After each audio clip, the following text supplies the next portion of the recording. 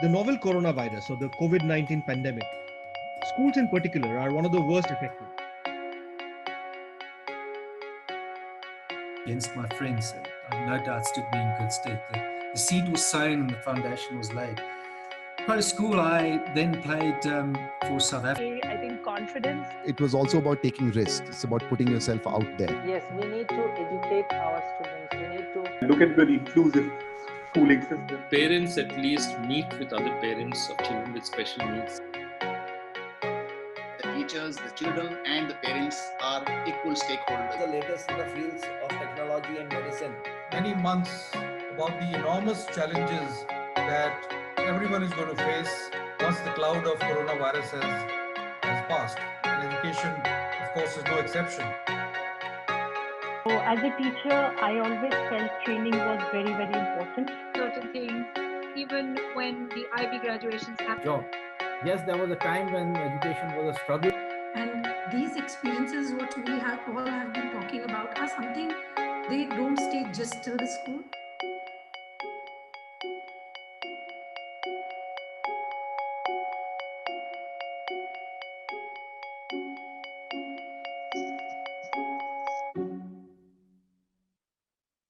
Well, ladies and gentlemen, that's been the story so far.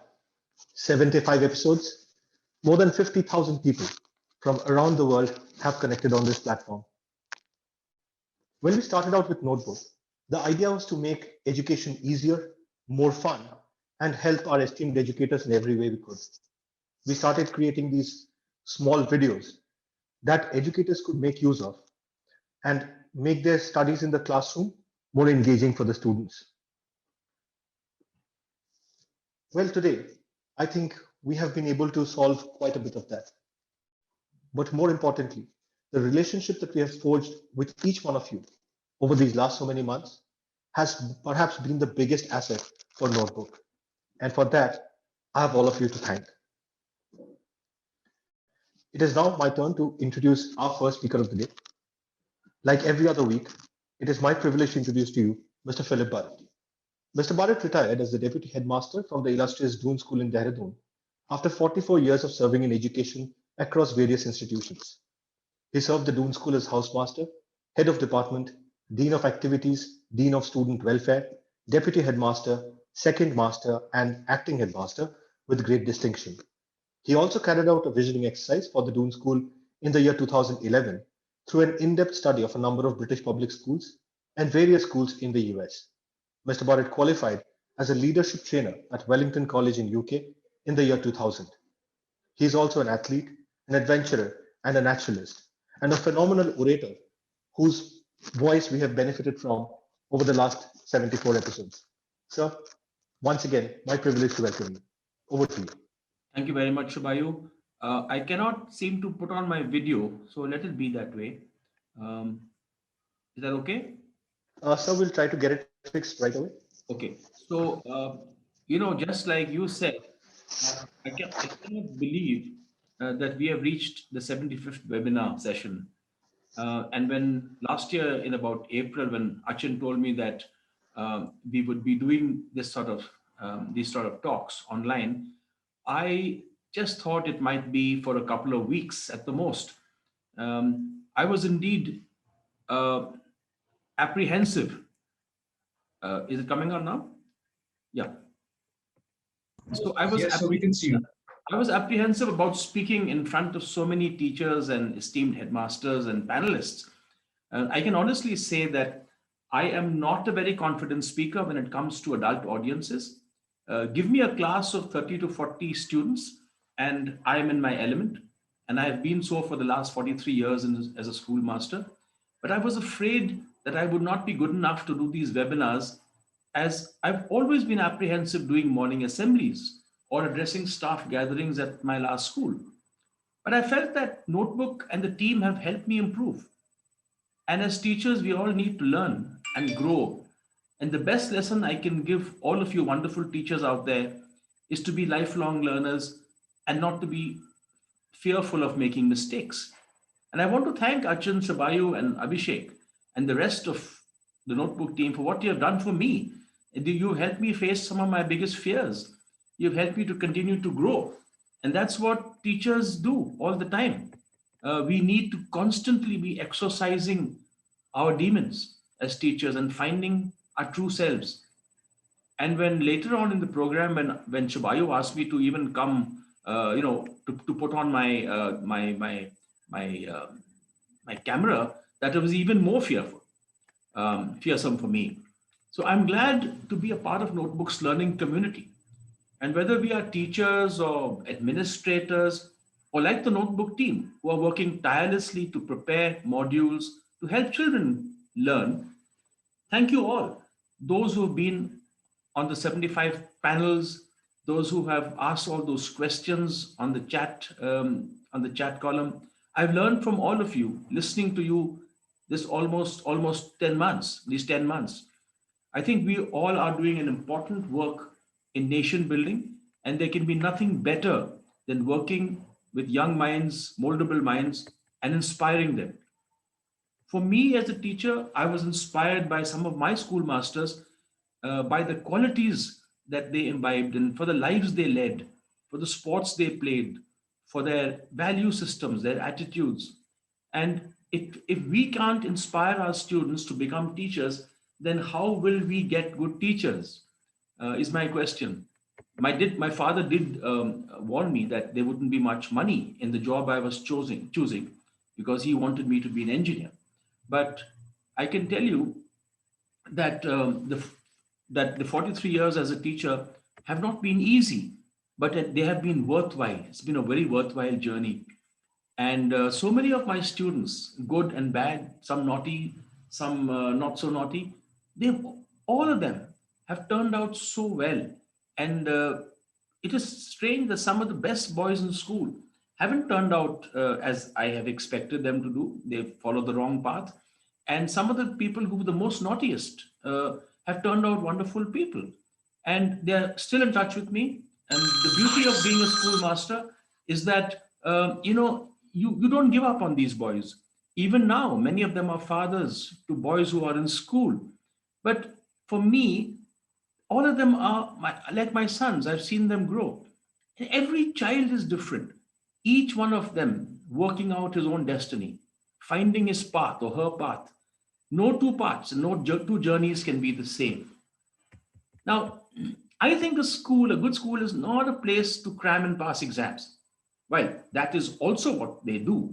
A good school is a place where a student finds his calling, his passion, and the school helps him follow his dream to make the world a better place by serving his fellow men in doing what he's good at.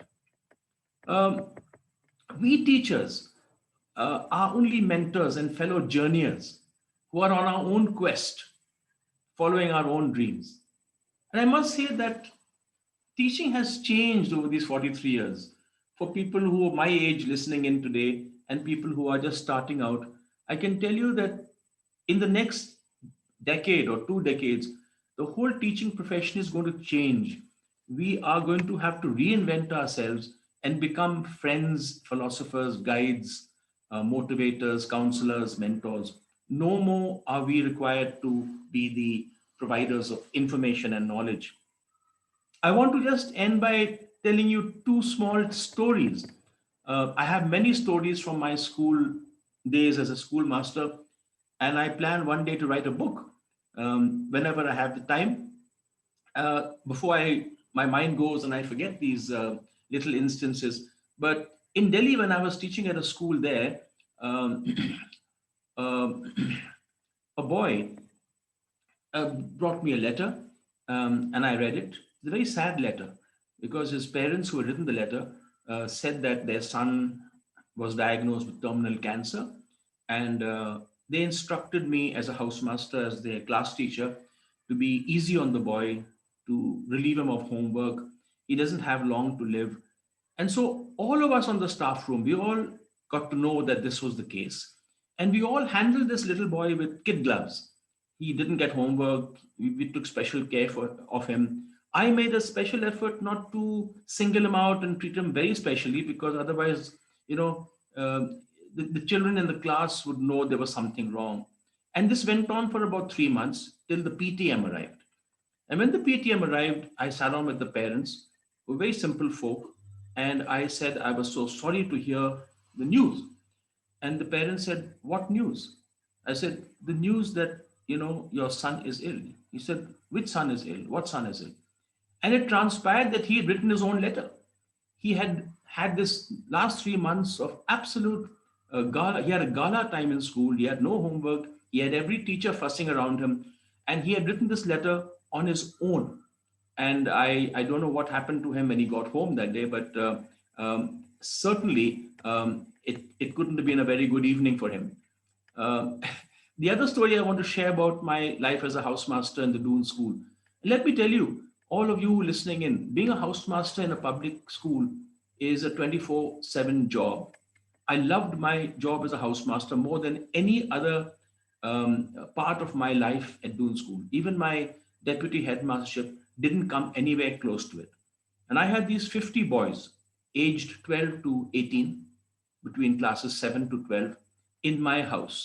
My house was different from any other house. All houses are very, very different, and they take on the characteristic or the character of the housemaster.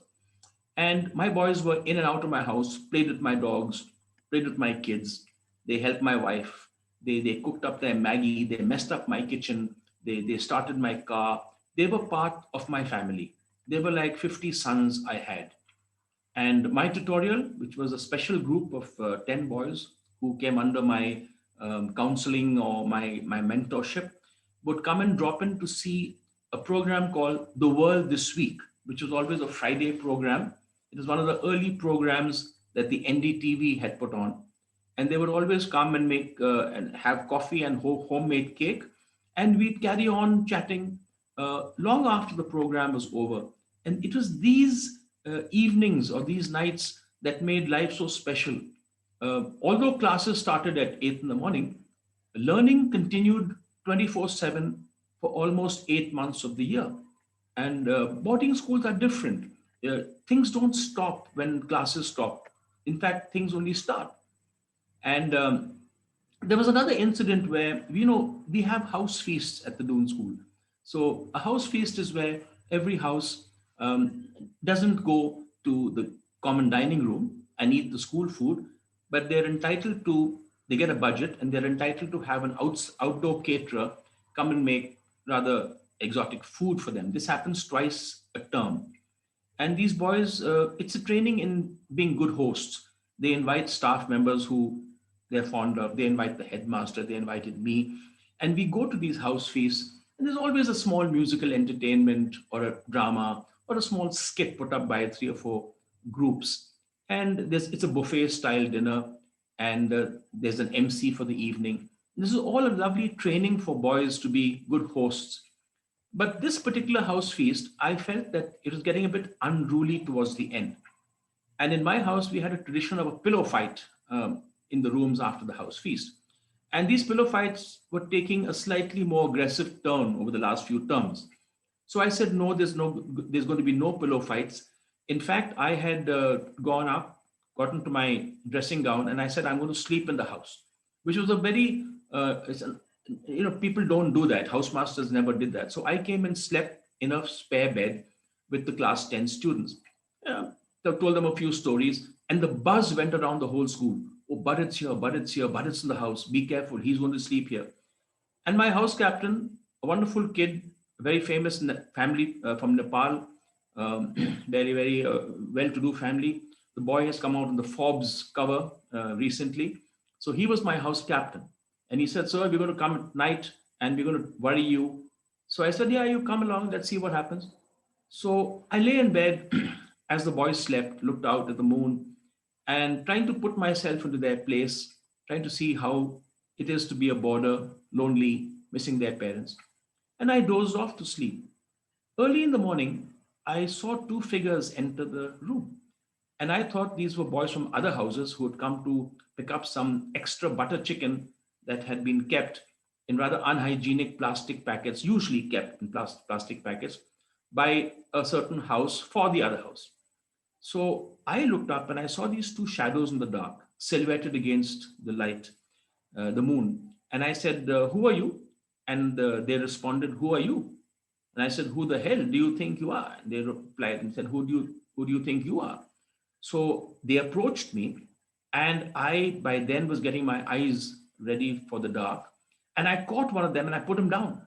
And I said, who are you? I thought they were people coming to the house, illegal people coming to the house. It happened to be my house captain a few years ago, who, having studied at St. Stephen's College, was on his way back home, and he picked up some snacks. We call them bulls in Doon school. They're like buns with omelets between them, rather greasy and unhealthy to eat. He picked up about 15 of these and jumped into the wall to give it to his senior friends. And you can imagine his fear and horror when he found his housemaster sleeping in the bed. And they ran out of school, and I could see them disappear across the ground, jump the wall, and take off. Of course, I did get after the chowkidars for letting these intruders into the house, because there could have been anyone, come into the house illegally. So just the fun that we had in school, it made learning so much easier. It made discipline it was not a factor. Indiscipline in Doon school was never a factor, because we lived with these boys, we played with them, we ate with them, we feasted with them. And so one day I am going to write a book, and I hope I can incorporate more of these stories. I'll close here, Subayu. Congratulations to the entire Notebook team. Thank you to all those people who have tuned in for these 75 webinars. And because it's been a great journey for me personally and a great learning experience. Thank you so much. Thank you so much, sir. Thank you for the stories. And I'm sure when the book does come out, there's going to be a long queue with me pretty much near the head. Thank you. Thank you so much for being here all these episodes and sharing your thoughts and stories with us. Well, ladies and gentlemen, the next speaker we have is Achin Bhattacharyya. Achin is the founder and CEO at Notebook. A chartered accountant by training, he was a director at Deloitte prior to starting Notebook. He has worked in India and abroad in various senior capacities in GE, PwC, KPMG, and Deloitte. He is a fellow of the ICAI and a member of CPA Australia. He is also the recipient of the prestigious Indian Achievers Award. Achin is an avid reader and a passionate traveler with keen interests in economics, history, literature, and philosophy. He is a regular speaker at various forums and chambers of commerce, and also contributes articles to numerous publications regularly. He is also on the board of some of the most renowned corporates and contributes significantly to their brand strategies. Achin, over to you. Good evening, everyone. Shubhayu, am I audible? Yeah, Achin, loud and clear. It really gives me great pleasure to welcome all of you again to the 75th episode of Together for Education. And indeed, today, when all of us look back over the last 10 months and the last 74 episodes, where we have all shared a piece of each other's life, learning from each other along the way, I'm sure we all feel very happy and nostalgic. Indeed, I feel like a proud gardener who, after months of hard work, sees lush green grass and beautiful flowers on a piece of land which always existed, but was never cultivated with so much of love, care, and passion as all of you have invested. I remember a very beautiful quote by Sidney J. Harris, who was an American journalist for the Chicago Daily News and later Sun Times. Also a very famous author to many books. It's a very beautiful quote. He once said, "The whole purpose of education is to turn mirrors into windows." A beautiful quote. Mirrors into windows. Before embarking on our journey, all we had was our own experience. These sessions opened a window to thought leadership and helped all of us to gain from each other's experience. I remember when we started Together for Education webinar series, we had one single objective in mind. We really wanted to ensure that we build a dedicated and compassionate academic community in the clouds, where each one of us can share our achievements and disappointments so that we help each other to take better decisions. We wanted to ensure that we share our wealth of knowledge and experience with each other. The objective was more to hear from all of you and also bring in a degree of familiarity that goes far beyond a working relationship. Indeed, it has been a truly great journey so far. And we at Notebook are truly humbled with your genuine love and unquestionable support, which has been our biggest motivating force. I thank all of you on behalf of my team for making this the single biggest forum of educators in the country, where week after week in every topic, we have seen so much of active interest and participation from all of you. Thus today, I absolutely have no hesitation in admitting that this platform belongs to all of you. And we at Notebook are only the trustees for the same. The ultimate beneficiary of this will be our next generation from all over the globe. Yes, here let us all take a pledge to make a difference and build a better tomorrow. A very beautiful quote by Dorothy Parker, who was an American poet, writer, critic, and satirist, is very relevant. Once she said, the cure for boredom is curiosity, and there's no cure for curiosity. The more we learn, the more we want to learn. The more the world becomes interesting to us, and we discover so much of fun. Indeed, we have learned from each other. There's no hesitation that personally, I felt enriched with so many interactions and having learned so much from all of you. We really want to create a better world where every child will be nurtured with love, care, and compassion, where individual learning curves will not only be recognized but also be taken into account while designing the pedagogy to optimize the impact. Let us truly dream of a world where vocational education and extracurriculars will be given equal importance with core academic subjects, what we have been discussing in this forum week after week, where we'll be able to teach our children to dare to dream big and fight back with honesty and determination. Whenever life corners them, this will ensure that our children can hold on to their own in any global high table. I sincerely believe true education is something that goes far beyond academic lessons. I remember another very, very beautiful quote by Albert Einstein, who said, education is what remains after one has forgotten what one has learned in school. So I think with these words, I again thank all of you for your love and support during last so many weeks. And we look forward to your continued support in the weeks to come. Today, in this 75th episode, I understand there are some great sessions lined up for all of you.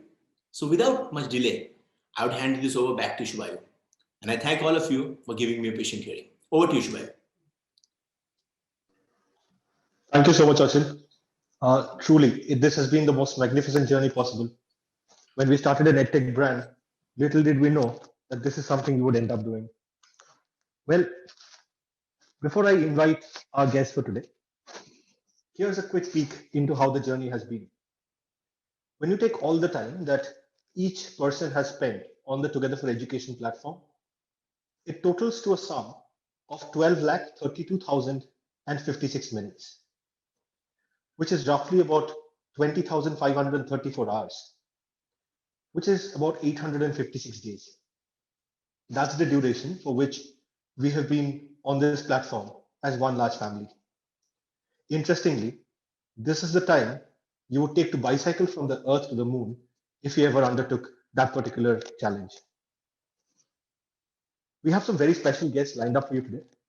We are just waiting for one of them to join in.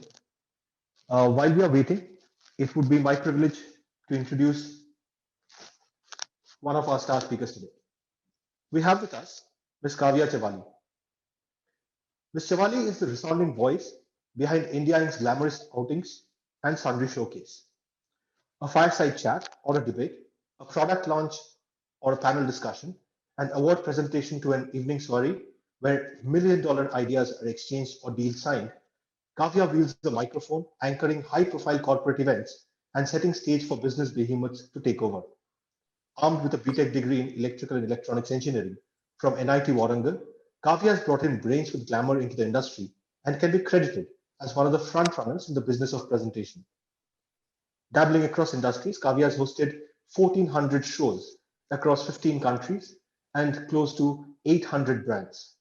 Some of the top-line brands or companies that Kavea has hosted for are P&G, ITC, Dove, Fortune India, Marico Industries, Pepsi, Audi, Hyundai, Microsoft, Google, Infosys, Apple, Fujitsu, Sony, IBM, ICICI, HDFC, HSBC, SBI, American Express, Times of India, Economic Times, Femina, Apollo, L&T, Amazon, GSK, Mycarb Grant, and the Government of India and the Government of Andhra Pradesh, to name a few. We have another very special guest that we had invited for today, and he's a very busy man. Kavea, with your kind permission, would you mind if we quickly headed over to Sir, introduced him, and then come back to your introduction? Absolutely. Sounds great. Thank you so much. Well, ladies and gentlemen, here's a movie star that we have for you today, Mr. Vipin Sharma. Mr. Vipin Sharma has been an actor, a writer, an editor, and a director. He's an alumnus of the illustrious National School of Drama, Delhi, and the Canadian Film Centre in Toronto, Canada. He starred in groundbreaking productions, which include him playing Ishan Awasthi's father, Mr. Nand Kishore Awasthi, with Tare Zameen Par in 2007, Gangs of Wasseypur in 2012, Special Chhabbis in 2013, and as DCP Bhagat in Patal Lok in 2020, and many, many more absolutely wonderful productions.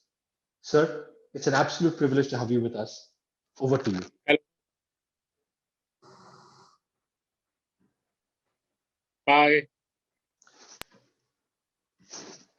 Hi, sir. Absolute privilege having you on the platform. Thank you so much.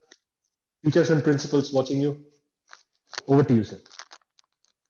Thank you so much. I have huge respect for teachers, and I can't thank you guys enough to the contribution you make, and you know, it's incredible. Everyone has a story of one or two teachers. Hello. Yes, sir, we can hear you. Please go on. You can hear me. Okay, everyone has a story of a teacher that has made a huge impact on your life. Almost everyone remembers the name of that teacher as well. So I'm very glad to be here and honored to be here, that you guys thought me worth of attending your session. So yes, I'm very delighted to be here, and really thank you all the teachers who work so hard and, you know, build a whole generation of students, provide them the knowledge, the guidance, everything. So thank you so much.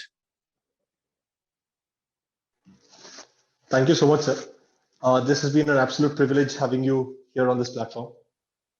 And all the best with all your future endeavors. We look forward to watching you many more on the screen. Thank you so much.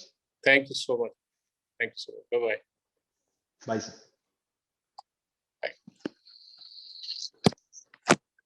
Well, Kavea, thank you so much for bearing with us there. I will quickly go on to complete your introduction. So, ladies and gentlemen, Kavea has hosted 1,400 shows across 15 countries and worked with close to 800 brands, some of which I named. She's also had the honor of sharing the stage with corporate bigwigs, actors, sports stars, and politicians across her career. From Honorable APJ Abdul Kalam, Mike Tyson, Amitabh Bachchan, Mary Kom, Madhuri Dixit, Anupam Kher, Boman Irani, Irfan Khan, to Shri Chandrababu Naidu, and business barons like Bill Gates, Indra Nooyi, Narayan Murthy, and Subhash Chandra. Kavea has had the pleasure of opening for these stalwarts on stage or at virtual events. Kavea is going to talk about this special art of being a presenter, a master of ceremonies today. So Kavea, once again, absolute privilege having you here. Over to you. Thank you. Thank you very much, Shubhayu. In fact, it's interesting to actually be on the other side of the screen, if I may put it, because I've had the privilege of introducing some amazing set of speakers, and I really appreciate the way you actually introduced me. I think I feel really amazing and awesome about myself. So thank you once again, Shubhayu. And thank you to the entire team of Notebook, and congratulations and kudos to the team for doing something so path-breaking. In fact, today with the 75th episode, as we talk about, where I can see that a lot of thought leaders have come together. Why I would call all the teachers or the ones who are part of the education fraternity as a thought leaders is because somewhere they are responsible in sowing that seed of thought in that student, to follow that passion, to follow that dream. And if I look back, I think I owe it a lot to my teachers back in Vijayawada when I studied, as well as in my engineering college, because I categorically remember how even during my engineering, my HOD also noticed that I was someone who was interested in taking the mic and hosting all the fests. And he would say that, you know what, Kavea, I think that is something that you're really passionate about. We'll take care of your attendance. You go and do what you're good at. And I think somewhere a statement like that really changed the way I would perceive education. It was not more about me being present in the classroom and trying to cram through notes, but actually enjoying the whole process and the experience that a college could offer. So I have huge respect and a lot of love as well. So congratulations to all of you thought leaders out there. Now coming to the topic that I was informed about, when we talk about unconventional careers, what I do, let me just put a little context to this, is I am a professional anchor and an MC, a master of ceremony. Now, when we talk about master of ceremony, I think 10 years ago, people would often ask me, what does an MC do? MC karta kya hai? Who is an MC? What is an anchor? Okay, why don't I see you on television then? But I think last 10 years, the way the live events industry has grown, the way we anchors have grown, I think somewhere we have set the path for people to hold that mic and make a profession out of it. So let me set the context as to how it began, and let me probably share that with you.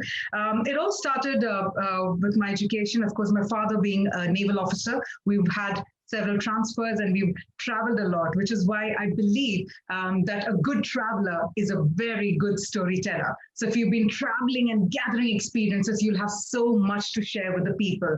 And somewhere in an era like this, storytelling is the reason why we all connect with each other, be it physical events or even on a Zoom platform.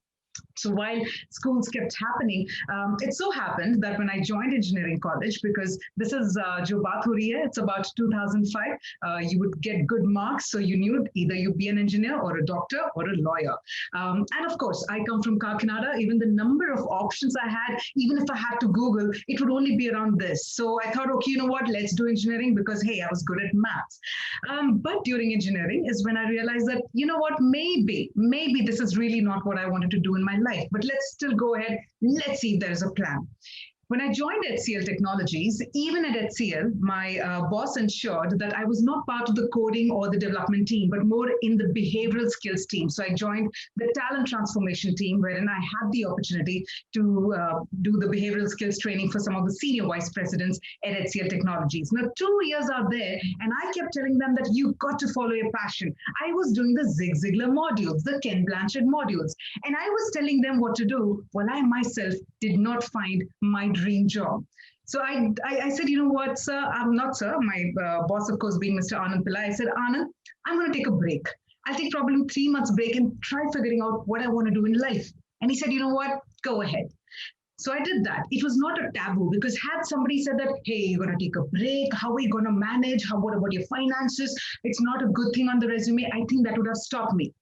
But when Anand said, my boss said that, you know what, go ahead, take a break and find out what you want to do.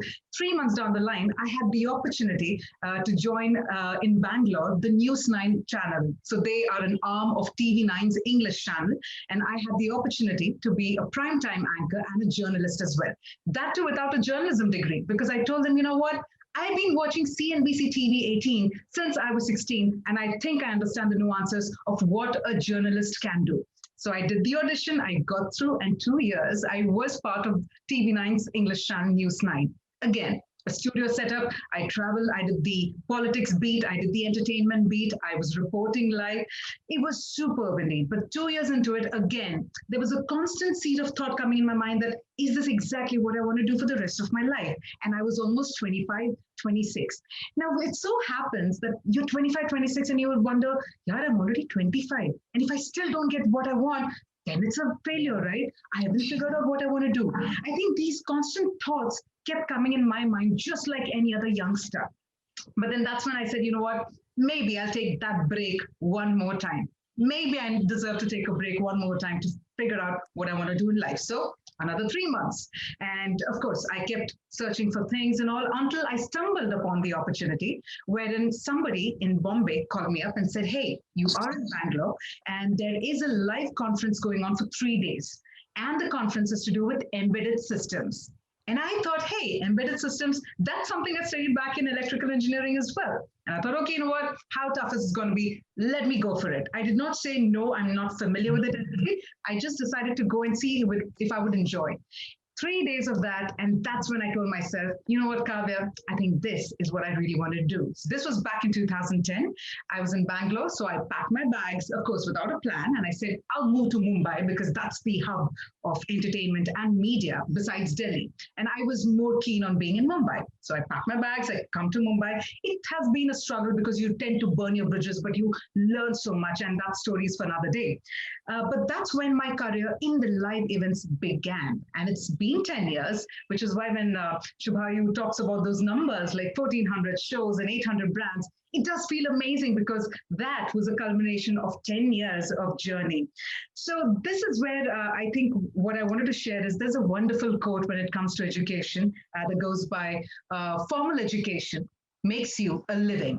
Self-education makes you a fortune.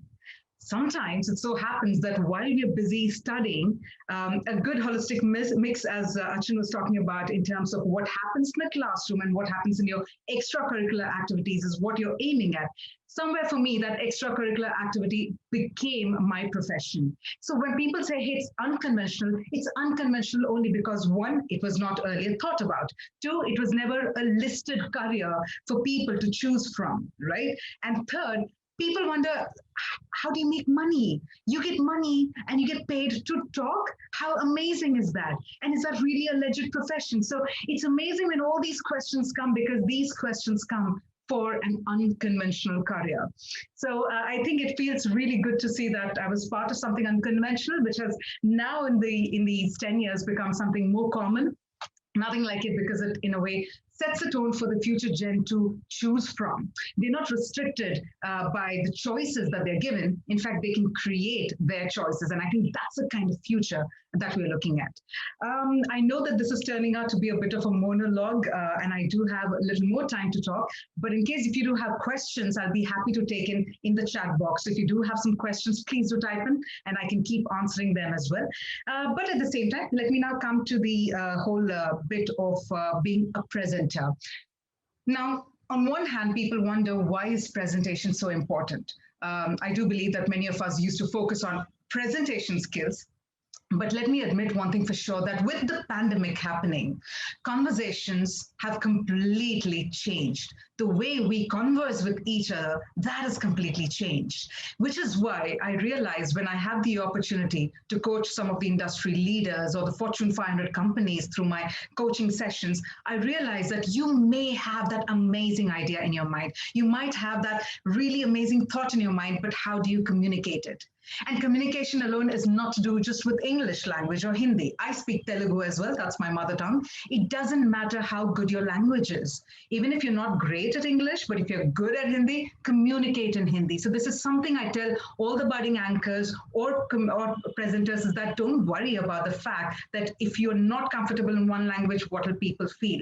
Presentation is all about taking that seed of thought, sitting right here in the mind and getting it out to share it with the world. It is like that story that that is sitting in your head that is waiting to come out to be a part of a beautiful experience. So when somebody asks me questions on presentation, this is something that I commonly share with people, is that no matter what it is, just communicate, share your thought, because again, it's two-way. You're going to share something, you're going to get a response, and then you're going to respond back to the people in the form of that particular question.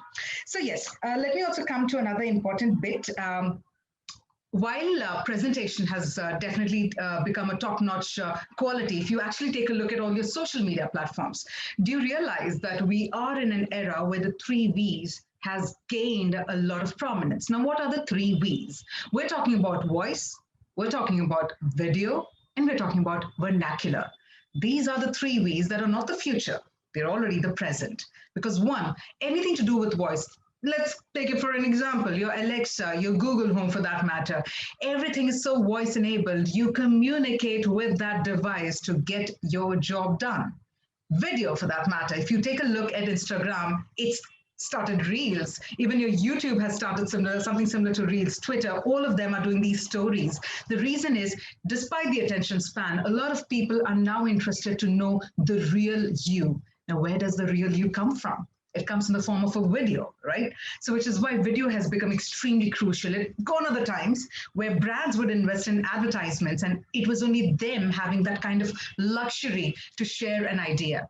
You and I, be it the teachers, be it coaches, be it anchors, be it anybody, students for that matter, the way to celebrate an idea, the way to share an idea, it's become the form of video, which is why everything is crushed to video. You see a lot of these people who are going viral is because they're probably talking about anything, whether it's politics, whether it's environment, whether it's science, or even if it's entertainment. It's just these quick snippets, snackable content that comes in the form of video, which is why video is not the future, it's already the present.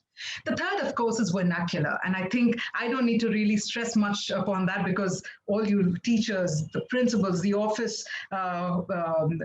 holders, all of you have a complete idea that any idea that needs to be shared, it has to be available to people across all languages, because we are not just a thriving India, we're also a flourishing Bharat. There is also that side of it. And I truly understand, because I come from the tier 3 side. I come from Kakinada, where every idea that I want to share will be in some way or the other Telugu for sure. So this is the reason why vernacular is important. In fact, while I'm on board as a mentor for Shiros as well, we actually end up having a cohort of 10 entrepreneurs, micro entrepreneurs. And what I do is when I want to share my idea with them, I can't do it in English or not in Hindi. It completely boils down to Telugu. Even if I want to sell something to my audience that is sitting in smaller towns, it has to be in a language, which is why the 3 V's have literally changed the way we perceive, whether it's marketing or whether it's anything for that matter. Now, while I'm taking a look at the chat, I believe there's a question here from Roy Da Silva. Roy, hi there. Thank you so much. As educators, we are constantly keeping a finger on the curriculum and monitoring academic achievement, which oftentimes is not what students really want. So in the final analysis, how would one inspire students to follow their bliss? I think that's a very befitting question, Roy. Thank you so much for actually sharing that. It all boils down to that, when educators are trying to get the focus from the students in terms of focusing on the curriculum, how is it that they can inspire students to follow their bliss? Now, I can probably share this with a quick anecdote of what's happened in my life as well, and I hope it really helps. While I was studying, be it in my school or be it in the college, as educators, I believe that teachers, for that matter, who have a direct connect with the students of their class, they end up knowing where their real passion lies. Some people might be interested in football. Some people might be acing their debates. Some might be doing really well in culturals, be singing or dancing. I think if somewhere besides your report card, if somewhere in the report card, if there is a mention that, you are an amazing dancer, and I really hope that you continue being that beautiful classical dancer and bring the pride of our Indian culture forward, I think somewhere they will be motivated. I feel follow your bliss comes from a simple line of just sharing with the students, saying, you know what, you are excelling over here, you're doing fine, but I also notice that you're doing really well out there. you know what, you should really follow that. You should really do that. What are you doing about it? Are you taking some extra coaching classes? Are you following somebody? What are you doing? I think that's what helped me as a person when my teachers intervened and told me that, Kavea, I see you in the auditorium. You're acing the auditorium as a dancer, as a singer, or even with your elocutions. Keep focusing there. We'll take care of your classes. If you feel you're missing out on something, we'll be there for you. But keep focusing, because somewhere we see you will, sort of do really well there.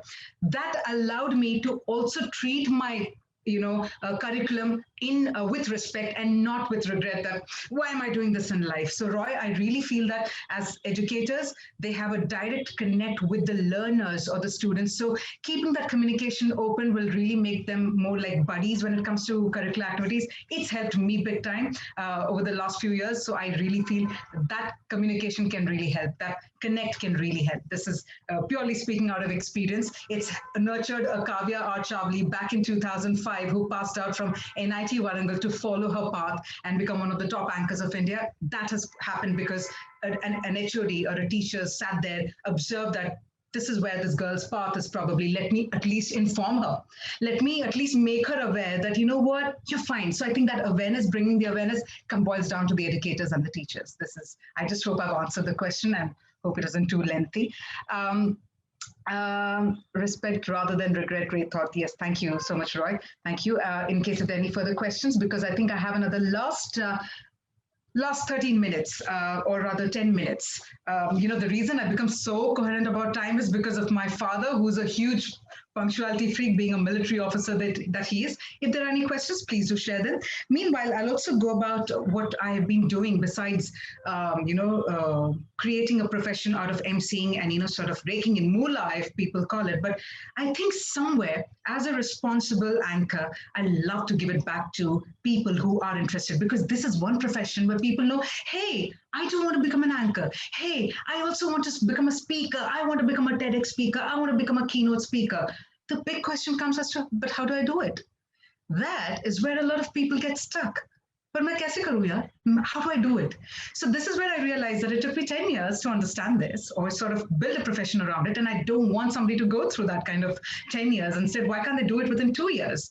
So what I started doing, of course, is started actually coaching a lot of anchors, and some of them have started doing so well. I feel so proud when I see them ace some of the top conferences for Government of India, for some of these top brands, which is why I started my masterclass, which is called the Top Presenter Masterclass. And why this is important is because all the learnings, it'll be interesting to actually pass those learnings to people who want to understand what it takes to be a great presenter. You know what happens? We see the mic, we see the stage, we see the screen, and sometimes we have this amazing idea and it just freezes there. I just want to probably convey to these people is that whatever is your idea, you are just having a conversation. Your presentation is nothing but your conversation. So, which is why I started my masterclass, which is Top Presenter. And this is how I'm trying to, sort of reach out to a lot of people who want to sort of not ace public speaking skills. That is not even what I'm talking about. What I'm actually talking about is being an amazing presenter and, sort of sharing that thought, not just with words, but with a lot of emotion, and, share it in such a way that the opposite person is actually enamored and wants to learn more. There is a question here from Meghna. Hi, Meghna. Thank you so much. The question being, hi, Kavea. I'm curious to know about your most illuminating moment as India's one of the most celebrated anchors. Okay. And thank you for gracing our show. We're immensely grateful for your powerful and innovating speech. So firstly, Meghna, thank you. That's really kind of you. I'll talk about an illuminating moment, and I think there's some kind of a lesson for me and for everybody out there. When we're on the stage, let me actually say this, that when you're in a studio, doing a TV show, the cameraman says, cut, we'll do take 2, we'll do a take 3. Isko thoda aur acha karte, let's present it better. So you have takes over there. In a live show, there are no retakes. That is the beauty about a live show. The dynamism, the spontaneity. You know, you make a mistake. Oh my God, you made the mistake. If something is amazing has happened, wow, it's happened right there at that minute, and that's it for 3 years, and you're done. So I'll talk you about, share about one of the illuminating moments.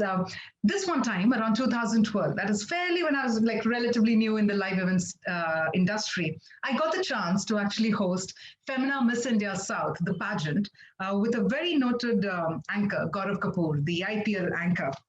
And this was happening in Hyderabad at Novotel Hotel. And we both were on the podium. We were hosting the show. The show was going on really well. It's amazing how everything turned up, the way the contestants came, the way the dance sequences were happening. And at this one particular time, we were on the podium, okay?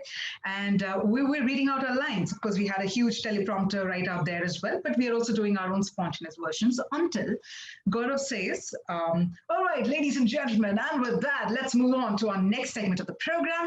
We have this amazing set of dancers who are here to mesmerize you, and here comes our next performance.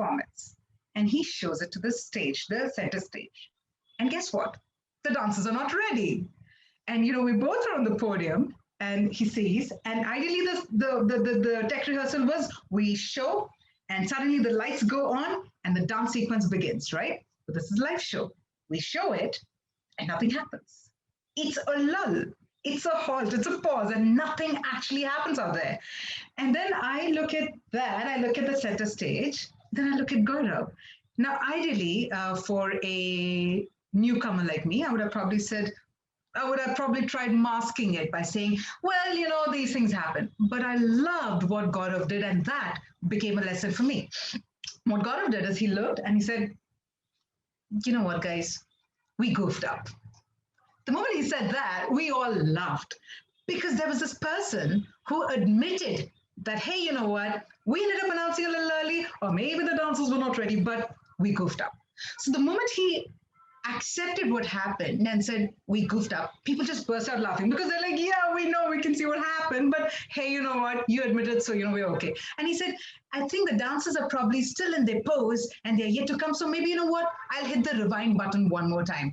Ladies and gentlemen, let me present to you, by then we got a thumbs up from the production team. We got a thumbs up, so he did a rewind and he said, I will hit the rewind button. So when he did that, and when the dancers came, everybody enjoyed and forgot about the moment that, hey, you know what, they missed out on the sequencing. That moment taught me that, yes, it's so dynamic that there are no retakes, but most importantly is on a live stage, in a live conference, when you goof up, say, hey, you know what, I'm sorry about that. Oh, hey, that wasn't expected. Oh, that was a tech glitch, you know, but we can manage it. Because somewhere the audience has become more real. They understand what you're going through. So for me, Meghna, that was an illuminating moment because that lesson stayed with me for the rest of my time on the stage and for the future events that I could see. So it's been a huge learning curve ever since then, and I really enjoyed it. So that's what happened. I'll quickly move on to Sanjay's question as well, Kavea, how to bring the fear out. Okay, how to bring the fear out, which sometimes becomes a stumbling block. Thank you so much, Sanjay. That's a very important question because what I'll do is I'll quickly tell you this is how I understand the fear. Now, what happens is when we have the opportunity to talk, two things happen. Just when you're sitting out there, you know, away from the stage and you're like, okay, my turn's going to come. Now, it so happens that when your name is called out or when you're invited to come on the stage, suddenly there is this little ball of energy that's sitting inside your gut that is creating that kind of anxiety, okay? That fear is actually not fear. It is in a way that nerves acting up, right? And I do believe that the best way to combat fear or that nervousness inside is first and foremost thing is breathe. Just breathe. Trust me, you know, it might sound very philosophical when I say this, but I'm saying it from experience that even after 1,400 shows, when I have to host my next show, there is that nervousness sitting inside me. And the first thing I do is I just breathe. The first time you breathe, you're okay. The second time you breathe, your nerves are kind of sort of calming down. And the third time you breathe, you're like, you know what? I am excited. Let's do this. 1, please breathe. 2, please have a sip of water. because water actually has soothing elements. So when you drink water, the nerves of your body are calmed down automatically. So that fear is nothing but it's just out of, will the audience like me? Will I be good? Will my content be fine? I hope the PPT works. I just hope I don't fumble. All of these expectations are converting into fear. So the first thing that you got to do is breathe, because breathing allows you to think. Sip some water because it'll calm down your nerves. And third most important thing, which is very important, is whenever you go on the stage or whenever you're in front of a screen where you have so many set of participants, remember, 30% of the audience are not bothered about you. They don't care about your context. They don't care about your content. They don't care about you. They are not bothered about you.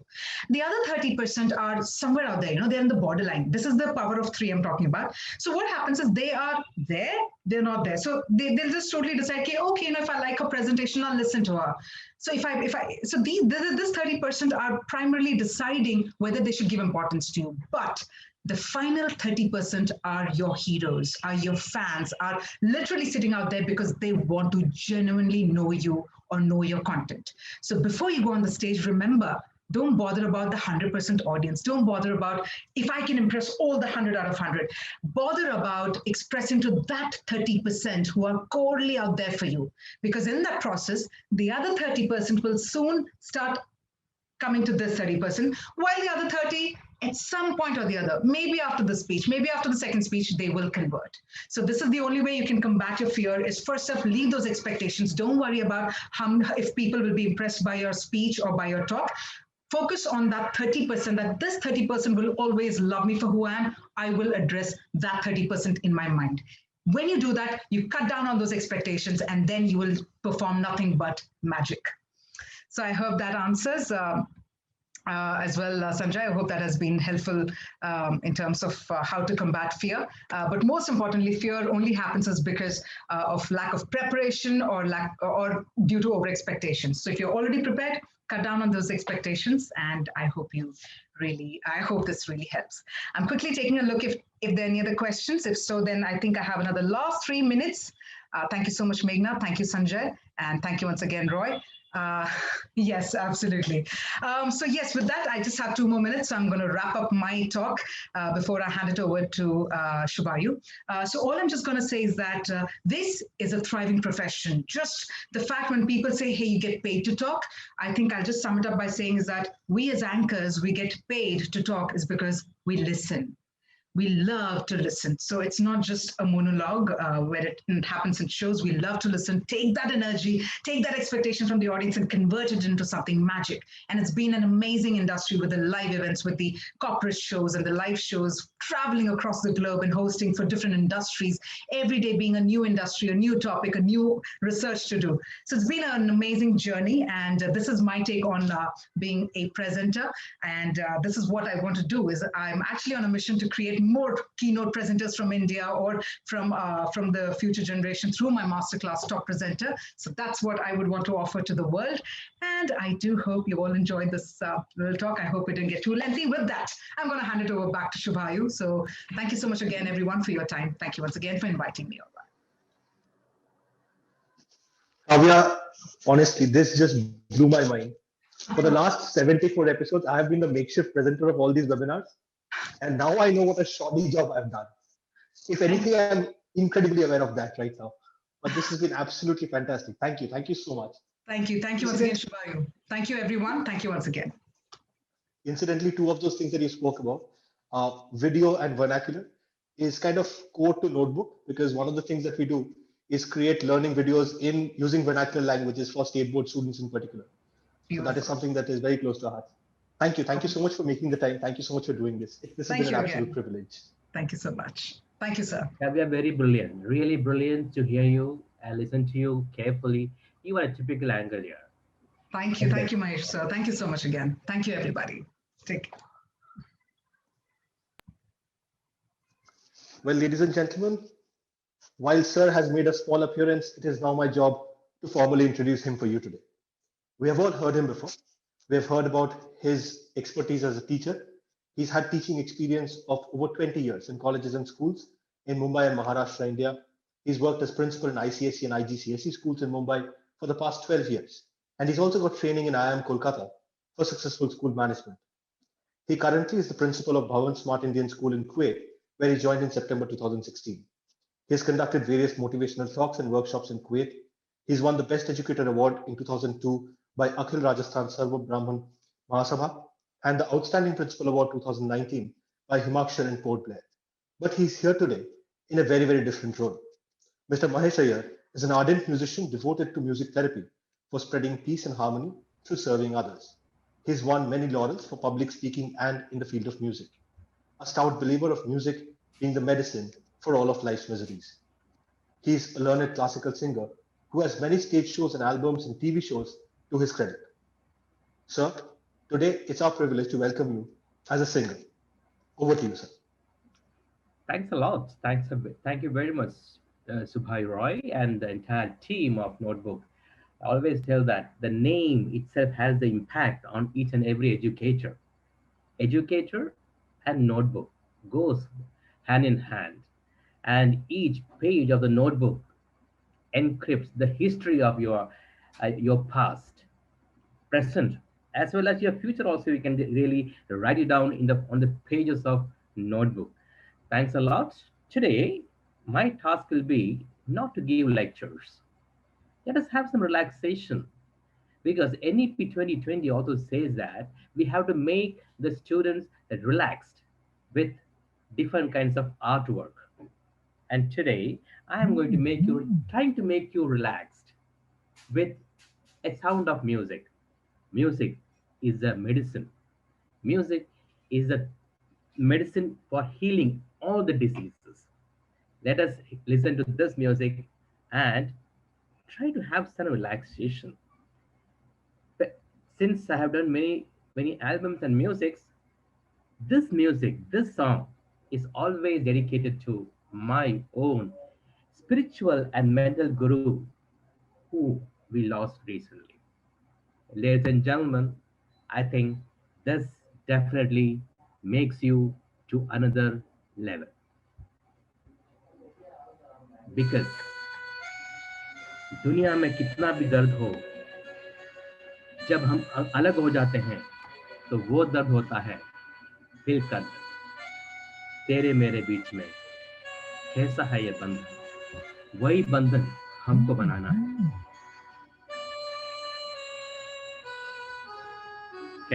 Can you listen to this music? Can you hear? Yes, sir, we can hear it fine. Yes, sir, we are hearing it fine. Thank you.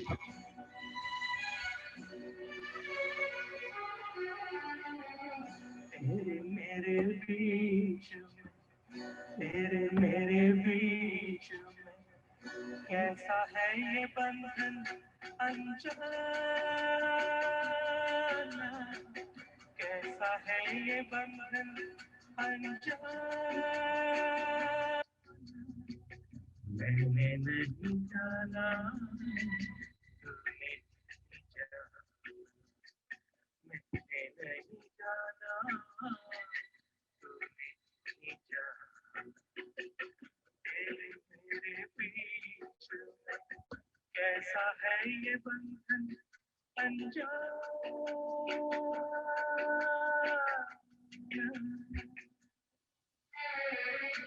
That is life. जितना भी दर्द दिल में हो, लेकिन हम सब साथ में रहे, यही है दर्द का निशान।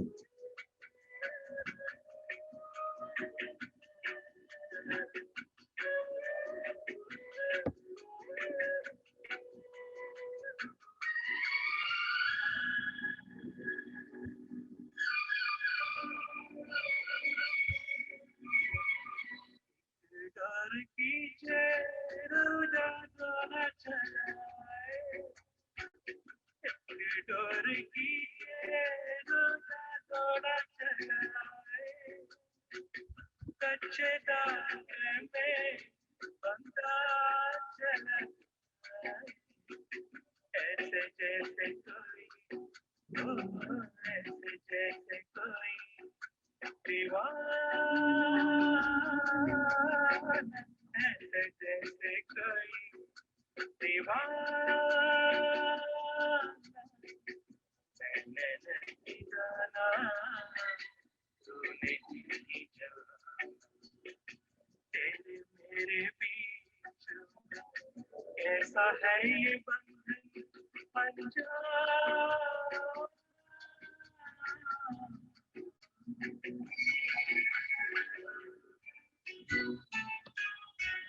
हम जितना दूर जाते हैं एक डोर में खींच लेते हैं हमारे दिल वालों को।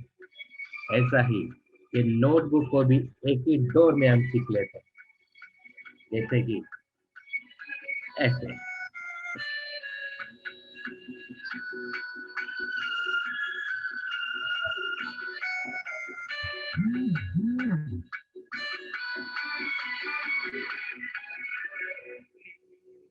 आए मुझे चैन न आए, नींद न आए मुझे चैन न आए, लाख जगने कर चौक न जाए, सपनों में तेरा, ओ सपनों में तेरा।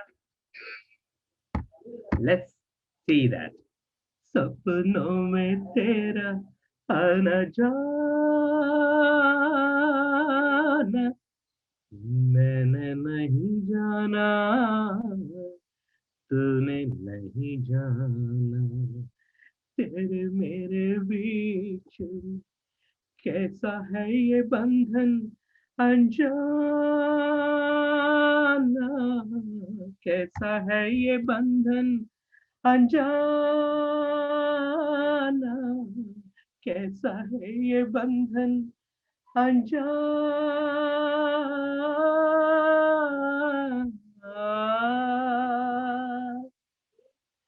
Ladies and gentlemen, music can create any senses into anything. And I think you have enjoyed that music, because whenever we get time, nowadays we get enough time for recording our music and keeping it ready with us. And here comes another. जिंदगी का एक हकीकत होता है कि हम कभी भी किसी के साथ में भी रहें, हम अकेले महसूस होते हैं। हम जब अकेले होते हैं, हमारे बारे में सोचने के लिए हम मजबूर होते हैं। And that is the time where we talk to ourselves and definitely run the entire history on us. Ladies and gentlemen, here is another song for you.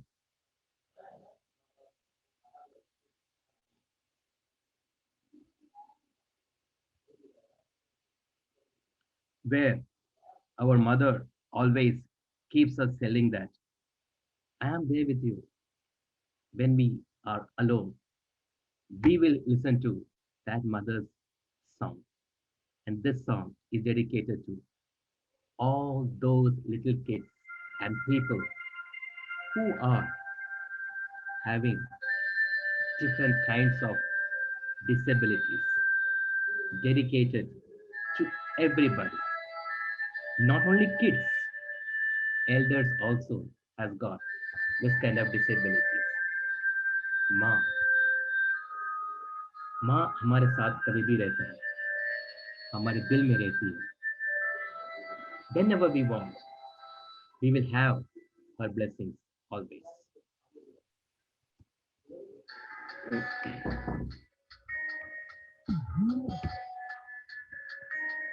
मैं कभी बदलाता नहीं, पर अंधेरे से डरता हूँ।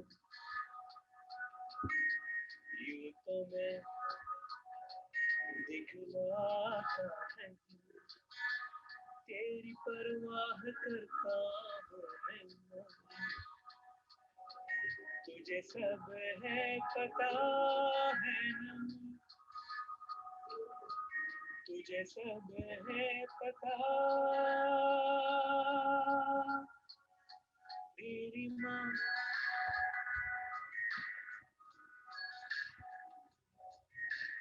भीड़ में छोड़ो मुझे, घर लौट के भी आना पाऊंगा, भेजना इतना दूर मुझको तो याद भी तुझको आना पाऊंगा, क्या इतना बुरा हूँ मैं माँ, क्या इतना बुरा मेरी माँ।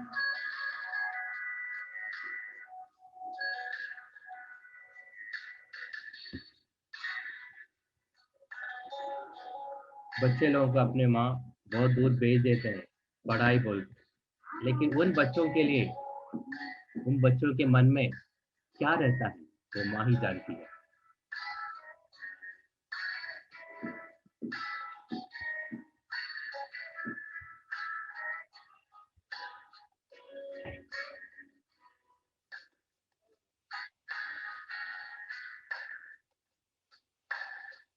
जब भी कभी पापा मुझे जो जोर से झूला झुलाते हैं भाव,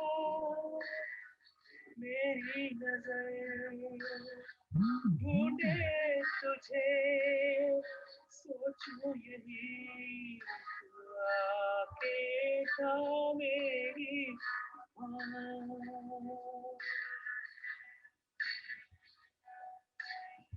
से मैं ये कहता नहीं, पर मैं सहम जाता हूँ, चेहरे पे आने देता नहीं, दिल ही दिल में घबराता हुआ,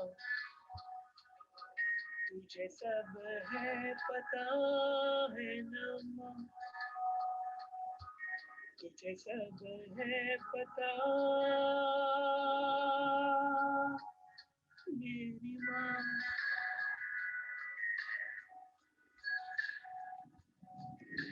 मैं कभी बदलाता नहीं, पर अंधेरे से डरता हूँ, यूं तो मैं दिखलाता नहीं, तेरी परवाह करता हूँ मैं,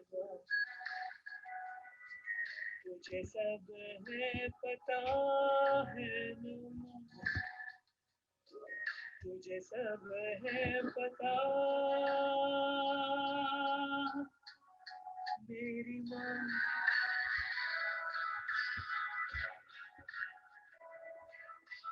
Ladies and gentlemen, music can create wonders. Yes, that it is already proved. But now, we would love to hear from everybody. Can we have an Antakshari with our permission of Subhayu Roy? Because music is transferred and shared with each and everybody. If you all can switch on your video, let us sing 2, 3, or 4 lines of the song in the form of an Antakshari. Subhayu, is it allowed or permitted? We would love to have that Antakshari. The problem is the Zoom webinar format will not allow too many people to be visible to you. So even if people, if this many people, can we just join, and I can easily wind it up. what I can suggest, sir, is if you have more songs, I'm sure everybody is singing along in their homes, and even otherwise, we would love to host an Antakshari. I think it's a phenomenal idea, and I don't think Zoom has been put to better use in recent times. We always conduct this kind of Antaksharis in Zoom too. Wonderful, sir. So, sir, would you like to sing one more? If it's enough, otherwise, I don't mind, because if you give me 24 hours, also it will be less for me to sing a song. That is hallucination for me. And has always been such an admirer of your energy, sir. Thank you so much. With your permission, sir, I'll bring on the next singer. Yeah. We'll get a few songs from her, and then we can invite you back. I hope you're not Yeah, going away. please. Thank you very much for listening to me, and hope that we'll meet you again very soon live for live performances for ghazals and geets. Absolutely, sir. And thank you so much. Phenomenal songs. Thanks a lot. Well, ladies and gentlemen, while we keep Mahesh sir on hold for a little bit, it is my privilege to introduce the next speaker for today. We have with us Sumouli Chatterjee. Sumouli is a young digital marketing professional who's based in Italy. She was born and raised in Bahrain while staying true to her Indian roots at home. She is trained in Indian classical music, and her first stage performance was at the tender age of 5. She has won a number of singing competitions, including Indo-Canadian Idol and Channel V India Fest. Sumouli is also a soprano voice in the Queen's Choir of Turin, Italy. Sumouli, thank you so much for joining. The stage is all yours.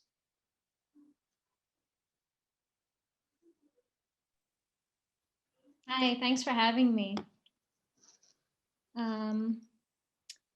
I'm gonna sing a classical based song. It's called Kuhu Kuhu Bole Koelia. I hope you all enjoy it. Let's go.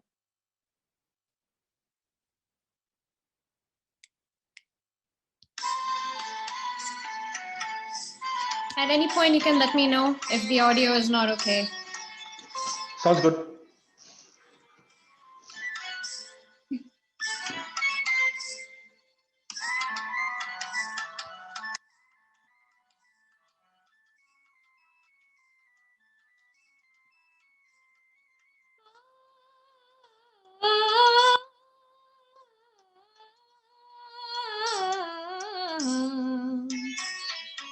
कुहू कुहू बोले कोयलिया, कुहू कुहू बोले कोयलिया, कुंज कुंज में भंवरे डोले, गुनगुन बोले आ,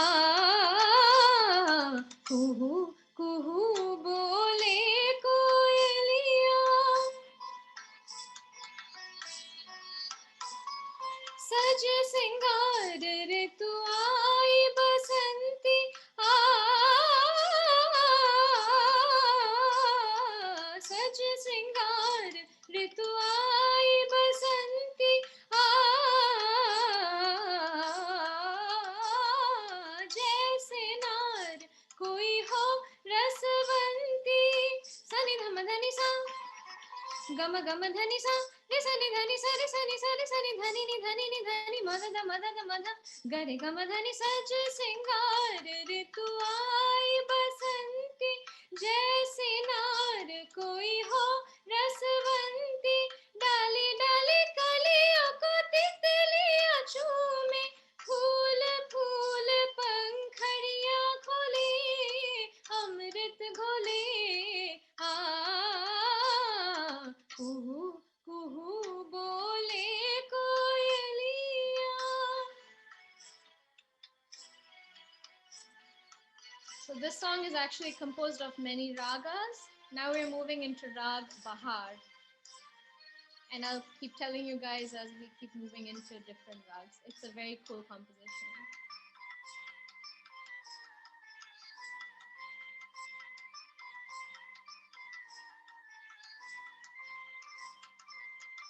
काहे काहे घटा में बिजली चमके, काहे घटा में बिजली चमके।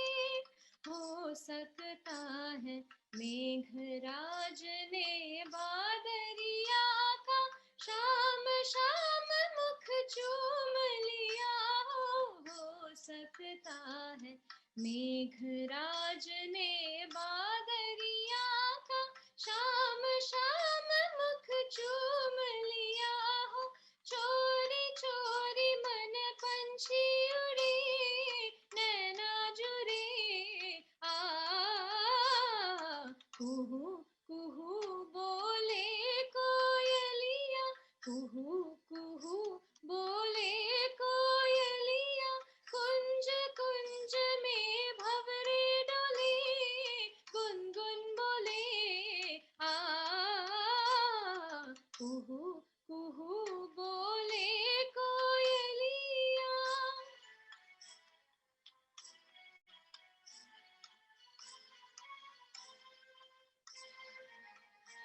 Now this is Rag Jaunpuri.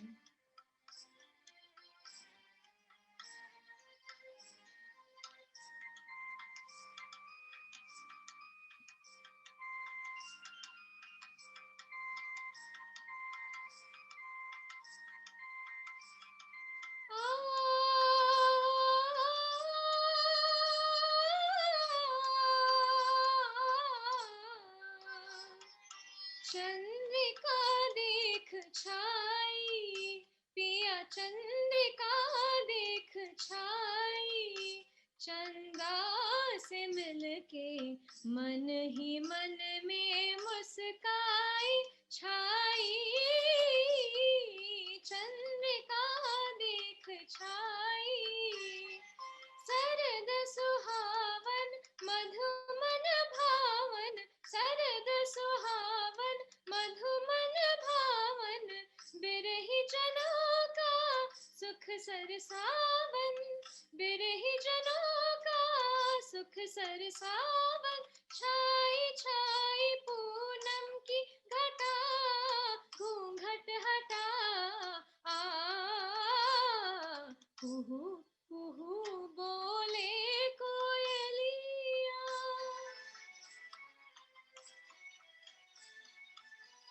Now we're moving to one of my most favorite ragas, Rag Yaman.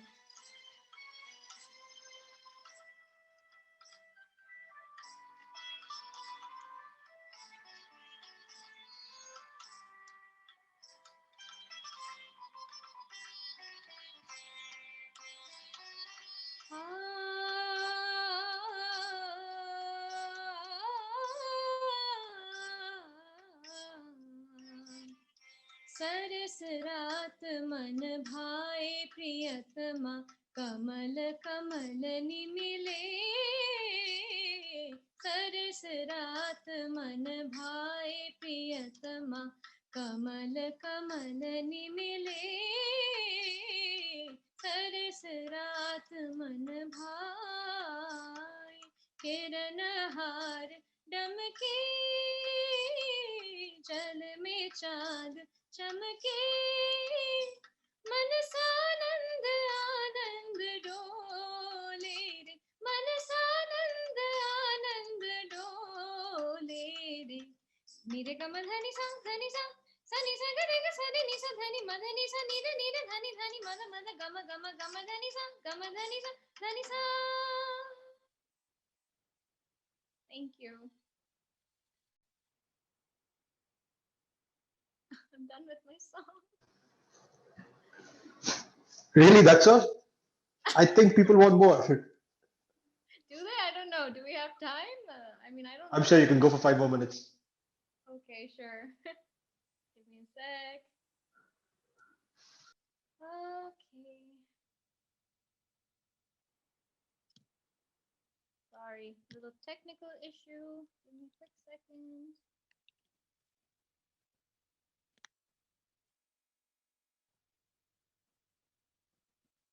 Okay, let's go.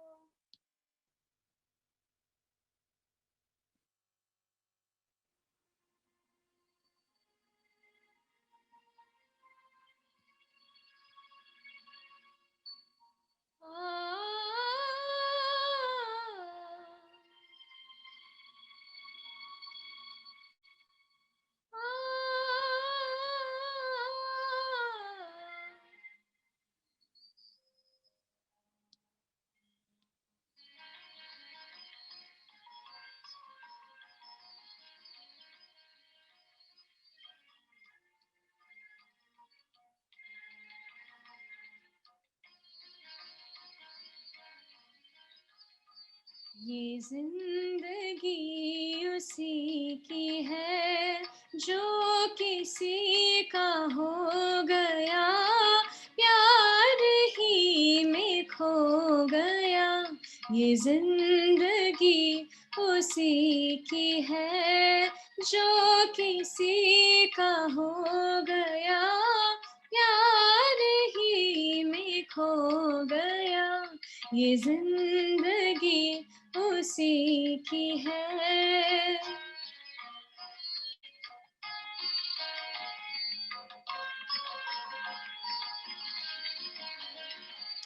ये बहार ये समा कह रहा है प्यार कर, किसी की आरज़ू में अपने दिल को बेकरार कर।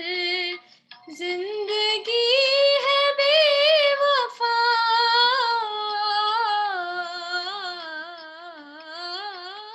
जिंदगी है बेवफा, लूट प्यार का मजा, ये जिंदगी उसी की है। किसी का हो गया प्यार ही में खो गया, ये जिंदगी उसी की है।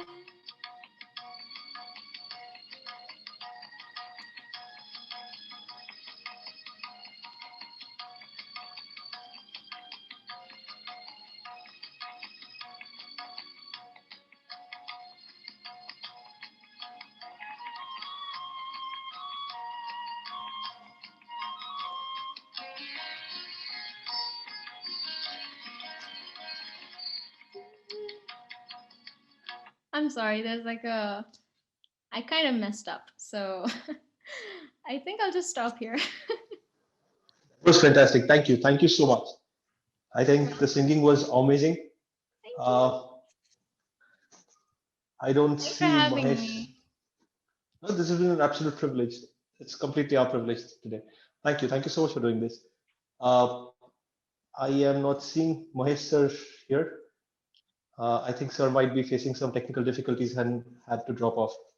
Well, that's been today's show, ladies and gentlemen. Just wanted to celebrate reaching the 75th episode milestone. It's been an absolute privilege playing host to you week after week. That was our little show for you today. A bit of Bollywood, a bit of absolute speaking brilliance, some wonderful singing, and obviously Mahesh sir, who's also such an experienced educator, coming in to sing for all of you, has been a huge, huge privilege for us. Achin has a lot to thank for, so I'll hand this over to him for his vote of thanks. Achin, over to you. Yeah, Shubhayu, really wonderful session. I must appreciate. Burrett sir, thank you so much for being your guidance star and mentor as always. I love to hear your experiences. It really makes each of our sessions so special. Mr. Vipin Sharma, thank you, sir, for sharing your thoughts with us and for encouraging all of us to pursue our dreams. You very rightly said that all of us have space in our heart for our favorite teacher. Indeed, I'm sure all of us here completely agree with that statement. Kavea, thank you for being with us today and sharing your thoughts with us. I think the very nice and pertinent points you made. And also I thank you for taking questions from our esteemed educators. Really inspiring. 2 takeaways from what you said. And I'm sure this really stays with each member of our esteemed audience. I really like the fact what you advised about being honest and candid, about admitting any gaps, any mistakes. And error is completely human. It happens to all of us. But I think your advice in this regard, I completely accept that. And also how to overcome stage fright.